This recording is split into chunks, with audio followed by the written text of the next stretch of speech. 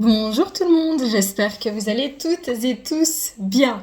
Je vais faire la première vidéo explicative sur la déforestation en Amazonie et sur les peuples autochtones. C'est une vidéo d'introduction, je vais parler de certaines études qui prouvent bel et bien que non, comme les Occidentaux l'ont pensé à un temps donné, bien que ce soit complètement dingue à imaginer, en tout cas pour ma part, les forêts tropicales ne sont pas inhabitables, inhospitalières, que oui, ça fait 50 000 à 100 000 ans que des peuples autochtones prennent soin des forêts tropicales, que sans eux, sans leur savoir ancestral, la forêt est en danger. Tout ça, je vous l'explique dans cette vidéo et vous aurez à la suite tout au long de l'année d'autres vidéos, des vidéos plus immersives au sein du peuple Uni-Kui, avec, attendez, parce que je fais toujours de la dyslexie, je suis désolée pour lui, Ninawa, je crois que c'est juste cette fois son prénom. Voilà, le chef du peuple Uni-Kui dans l'Acre, en Amazonie. Voilà, tout ça dans le cadre vraiment d'une aide humanitaire. Pourquoi le Fil d'Or s'engage là-dedans? Simplement parce que on peut aider son prochain. Vous vous souvenez peut-être que on a travaillé ensemble pour l'association en Inde à Puttaparthi Say Children Service. Voilà, c'est Françoise Elliott qui a créé cette association. On reste en lien, de toute façon Françoise est une très grande amie à moi. On va relancer les choses pour Say Children Service plus tard, différemment. Et puis cette année, en tout cas pour l'instant, moi je vous propose pour tous ceux qui veulent me faire un don, je sais que vous êtes nombreux et que moi je les refuse parce que le Fil d'Or c'est donner à son prochain et ce qu'on peut donner ici, vous allez pouvoir le donner ailleurs. Voilà pourquoi je m'intéresse à cette cause pour les Unikui et pour l'humanité tout court, comme vous le comprendrez dans cette vidéo.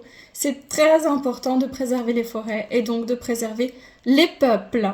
Voilà pour cette première vidéo. On n'est pas dans l'immersion, on est plutôt dans une explication globale, mais d'autres vidéos viendront. Barbara Studler, avec son équipe, une petite partie de son équipe, dans son association Nice Future, va partir au mois d'avril en Amazonie à nouveau. Et puis, on aura des retours, bien évidemment. Et puis, j'aurai aussi l'occasion de faire une ou deux vidéos en temps et en heure, quand ce sera le bon moment avec elle, pour vous la présenter, pour qu'elle se présente dans son projet également. Voilà, c'est parti les amis, je vous laisse avec la vidéo explicative plutôt globale. On y va, c'est une aventure que l'on peut faire ensemble parce que ce soit un don financier, que ce soit le fait de comprendre, d'en parler à vos enfants, que ce soit simplement pour vous permettre de vous relier à la nature, vu que ces peuples autochtones sont la nature, leur culture est la nature du vivant, parce que sans vivant on meurt, parce que c'est un combat qui nous concerne tous. Voilà, c'est parti, je vous laisse avec la première vidéo de cette série extraordinaire qui vous attend.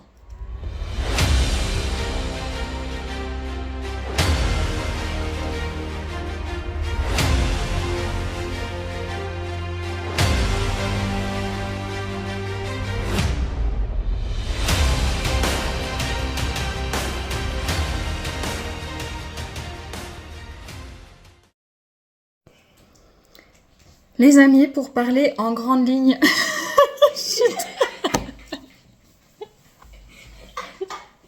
je suis désolée. J'ai mon fils qui est malade, pour être très honnête envers vous. Il est juste à côté de moi et du coup, à chaque fois, il se prend des barres dès que j'ouvre la bouche. Alors voilà, je risque de rigoler un petit peu, c'est pas grave, c'est la vie, parce que sinon je vais jamais y arriver.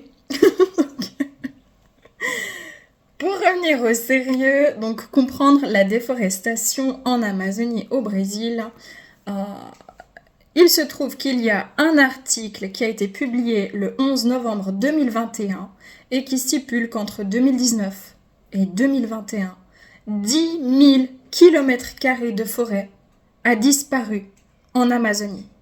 C'est pour vous dire l'équivalent du Liban. C'est énorme. Contre 6500 km² de moyenne de déforestation, qui est déjà énorme, la décennie précédente. La forêt amazonienne est considérée comme le poumon de la Terre. Oui, parce que la forêt amazonienne stocke plus de carbone que ce qu'elle en émet. Par contre, certains scientifiques estiment qu'il y a un seuil critique à ne pas franchir. Si on franchit ce seuil critique, la forêt amazonienne pourrait se transformer en savane, ni plus ni moins. Et au lieu d'enrayer ce qu'ils considèrent comme étant le réchauffement climatique, l'Amazonie finira par l'accélérer. Ce point de non-retour est fixé à 20 à 25% de déforestation de cette forêt primaire. Alors, combien de temps nous reste-t-il pour sauver l'Amazonie ? Selon les scientifiques, le cercle vicieux de la déforestation, des incendies et du réchauffement planétaire ne va faire qu'accélérer sa destruction. D'ailleurs, il y a déjà des conséquences qui sont connues pour cause de pluies très très intenses dans des grandes régions d'Amérique latine. Cependant, on garde espoir. Dans une publication de la RTS du 12 janvier 2024, les opérations de déforestation dans la forêt amazonienne en 2023 ont reculé de moitié par rapport à 2022. C'est donc une baisse significative. Il n'en reste pas moins que tout ce qui a été déforesté représente plus de 6 fois la ville de New York. Par contre, dans le Cerrado, dans le sud de la forêt amazonienne, la déforestation a atteint un seuil compliqué. Un triste record annuel avec une augmentation de 43% par rapport à 2022. Selon les experts, les destructions en Amazonie et dans le Cerrado sont majoritairement dues à l'élevage et à l'agriculture. Parlons du peuple Unicoi. Ils représentent moins de 1% de la population brésilienne, mais leur rôle est essentiel dans la préservation des écosystèmes. C'est un peuple autochtone qui est installé dans la vallée de l'Acre, en Amazonie. Leur territoire occupe qu'un seul quart de la planète, pourtant, ils protègent plus de 80% de la biodiversité mondiale, faisant d'eux alors les gardiens de la Terre. L'État de l'Acre se situe à la frontière du Pérou et de la Bolivie. Les Unicuni sont en lutte contre les propriétaires agroalimentaires. Ce peuple a déjà subi des colonisations et des massacres liés à l'exploitation du caoutchouc. Ninawa, qui est le chef du peuple Unicoi, demande de l'aide. Il désire démarquer 100 000 hectares de terre Unicoi.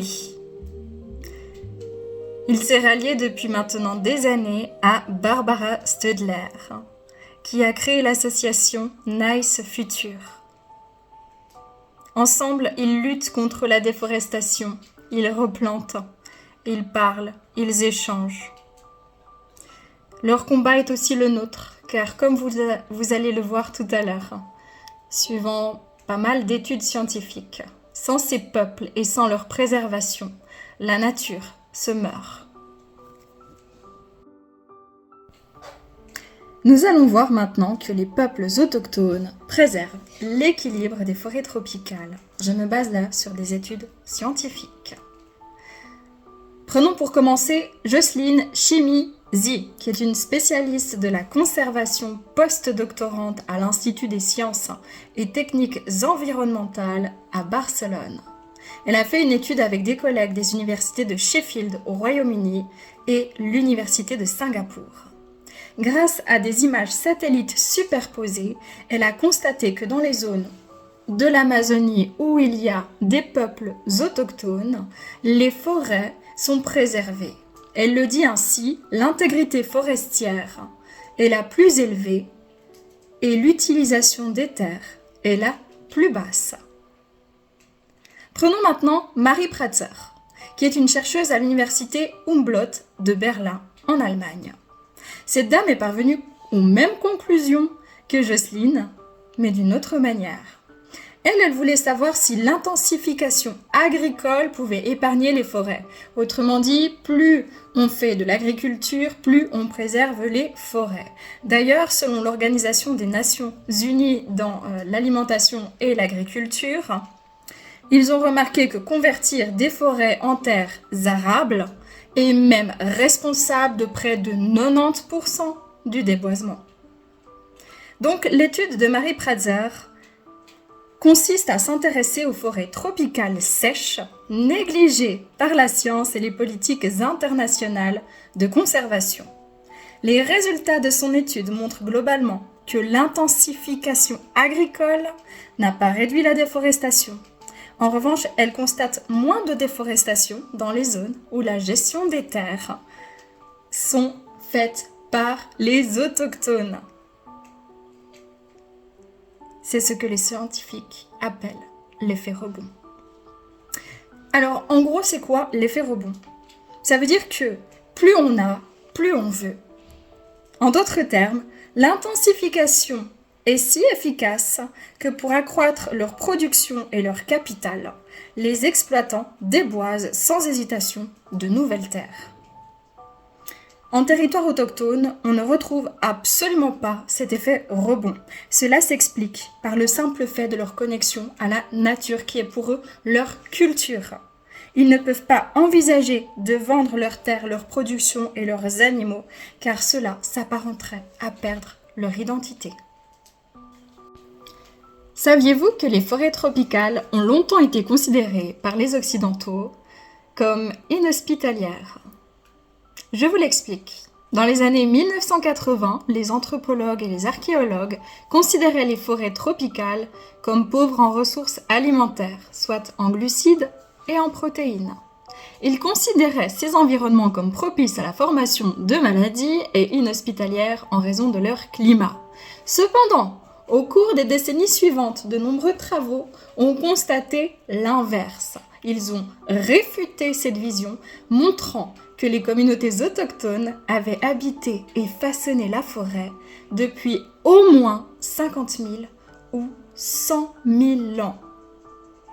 Pour cela, il faut juste comprendre que dès le XVIIe siècle, avec les processus de colonisation impérialiste et capitaliste qui ont exploité et épuisé les forêts tropicales mondiales, un nouveau courant de pensée est arrivé.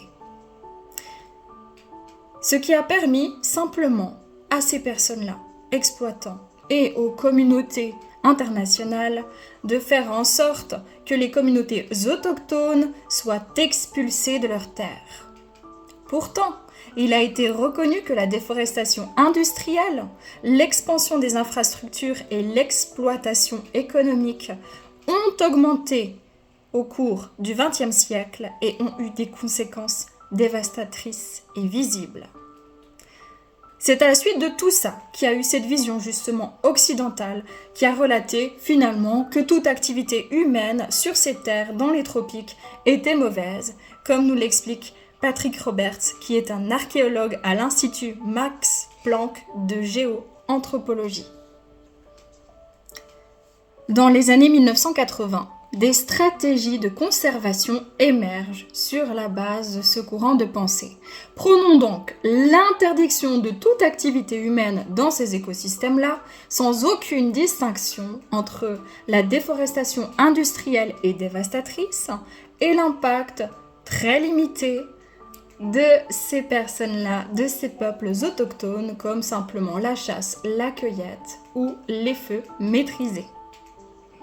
Ces communautés sont alors mises à mal sur leur propre terre, celle-là même qu'elles protègent, et que finalement, nous allons voir, elles entretiennent.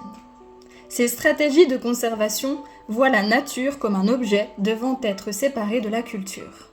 Ouais, mais ils négligent ainsi des millénaires de connaissances écologiques, ancestrales, détenues par les communautés autochtones. D'ailleurs, il y a eu des preuves archéologiques et historiques qui attestent de l'occupation et de la modification à long terme de ces habitats. Les conséquences de ces stratégies conservatrices ont été dramatiques. Des communautés autochtones ont été expulsées de leurs terres perdant leurs moyens de subsistance, leur économie, leurs liens culturels et idéologiques avec la forêt tropicale. Cela a eu des grandes conséquences. Prenons pour exemple le Népal.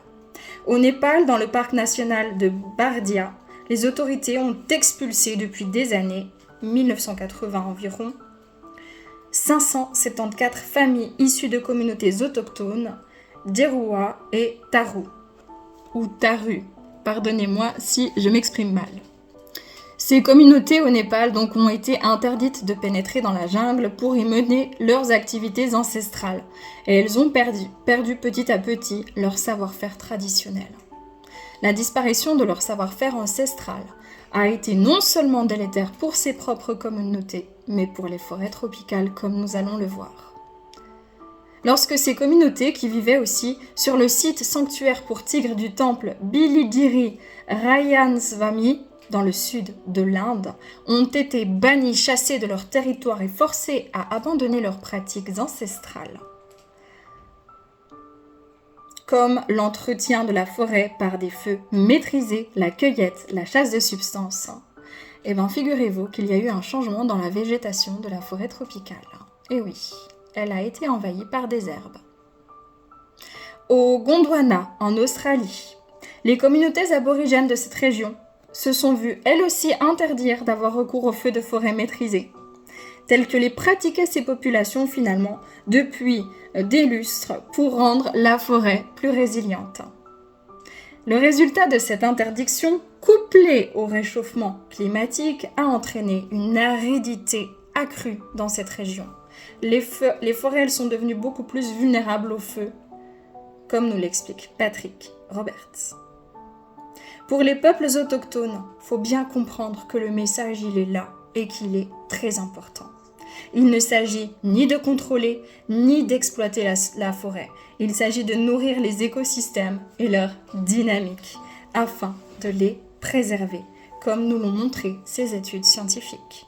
D'ailleurs, juste pour la petite information, comme on a vu au Gondwana en Australie que les communautés aborigènes s'étaient vues interdire le recours au feu maîtrisé, les autorités australiennes, même si cet endroit-là maintenant a été reconnu par l'UNESCO et que l'UNESCO est en retard sur cette mentalité-là, les autorités australiennes ont commencé vraiment à accepter l'idée que les communautés indigènes sont une clé essentielle dans la gestion et la conservation de ces environnements. Je terminerai dans cette première vidéo explicative juste pour donner le ton et vous faire comprendre à quel point ces peuples sont indispensables. Ils ont droit au respect et ils préservent la terre. De par leur culture, de par leur lien sacré à la terre-mère, de par leur spiritualité et de par simplement ce qu'ils sont et leur savoir-faire.